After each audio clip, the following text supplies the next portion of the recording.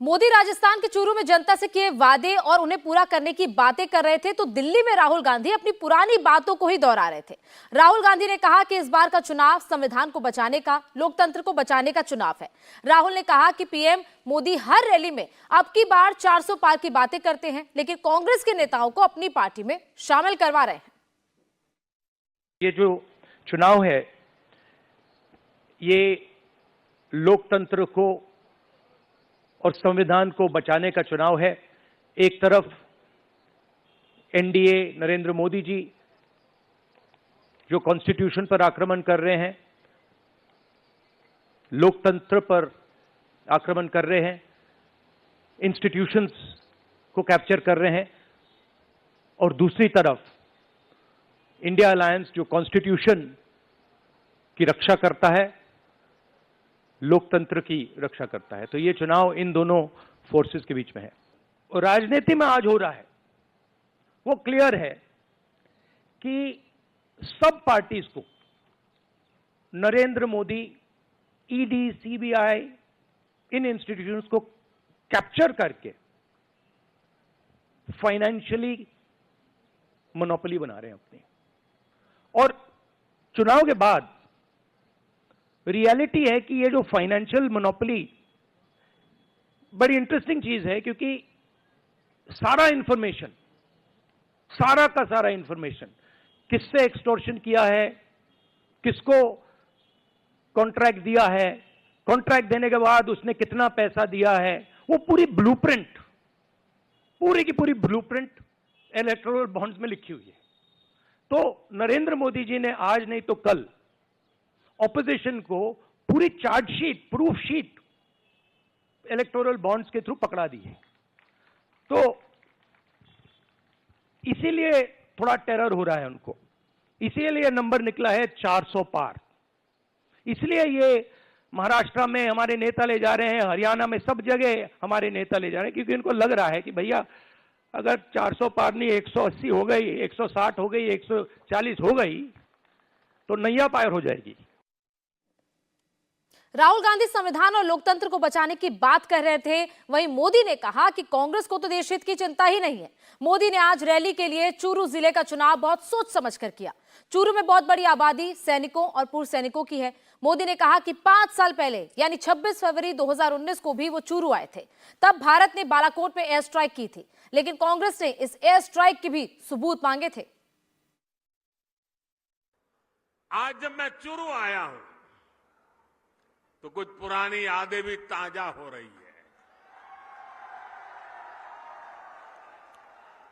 इससे पहले मैं जब 26 फरवरी 2019 में चूरू आया था तो उसी समय देश ने बालाकोट में एयर स्ट्राइक की थी। हमने आतंकियों को सबक सिखाया था, और तब मैंने जो शब्द कहे थे, चूरू की धरती पर जिन शब्दों को मैंने दोहराया था, मैं आज फिर एक बार इस वीरों की धरती पर आया हूं तो मेरे उन भावों को दोहराता हूं। तब मैंने कहा था, यही चूरू में कहा था, सौगंध मुझे इस मिट्टी की,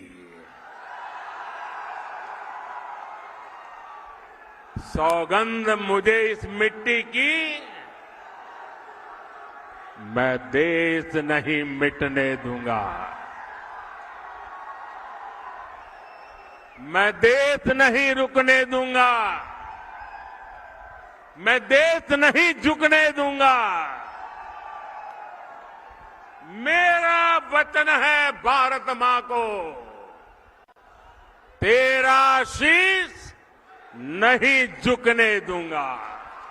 लेकिन साथियों, आपको याद होगा हमारी सेना ने जब सर्जिकल स्ट्राइक और एयर स्ट्राइक की तब कांग्रेस और उसके साथी क्या भाषा बोल रहे थे? इसी गठबंधन गठबंधन के लोग हमारी सेना से शौर्य के सबूत मांग रहे थे। भाइयों और बहनों, सेनाओं का अपमान, देश का विभाजन, ये कांग्रेस पार्टी की पहचान है। जब तक इंडी अलायंस के लोग सत्ता में रहे, इन्होंने हमारे जवानों के हाथ बांध कर रखे। दुश्मन हमला करके चला जाता था, ये जवानों को जवाब देने की इजाजत नहीं देते थे। हमारे जवान 1 रैंक 1 पेंशन की मांग करते थे, कांग्रेस ने इसे भी पूरा नहीं होने दिया। हमारी सरकार बनी तो हमने सैनिकों को 1 रैंक 1 पेंशन का अधिकार भी दिया और सीमा पर पलटवार करने की छूट भी, खुली छूट दे दी। आज दुश्मन को भी पता है ये मोदी है, ये नया भारत है। ये नया भारत घर में घुसकर मारता है। इसके बाद प्रधानमंत्री मोदी ने राम मंदिर को लेकर कांग्रेस पर निशाना साधा। मोदी ने कहा कि कांग्रेस ने अयोध्या में राम मंदिर की प्राण प्रतिष्ठा का विरोध किया, मंदिर के खिलाफ बयान दिए। अब कांग्रेस को यह समझ आ गया है कि उसके रुख से जनता नाराज है, तो कांग्रेस ने अपने नेताओं के लिए एडवाइजरी जारी की है, वो राम मंदिर के मुद्दे पर कुछ ना बोले। देश हित से भी ज्यादा कांग्रेस ने हमेशा तुष्टीकरण को प्राथमिकता दी है। ये लोग तुष्टीकरण के लिए किस हद तक जा सकते हैं, ये देश ने देखा है। ये वो लोग हैं जिन्होंने कोर्ट में जाकर कहा था कि प्रभु श्री राम तो काल्पनिक है। अभी कुछ महीने पहले ही अयोध्या में भव्य राम मंदिर का सपना पूरा हुआ।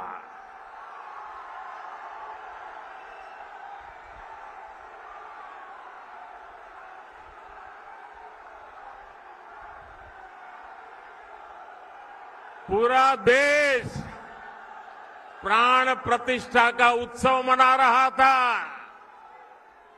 लेकिन कांग्रेस पार्टी खुलेआम हमारी आस्था का अपमान कर रही थी। साथियों,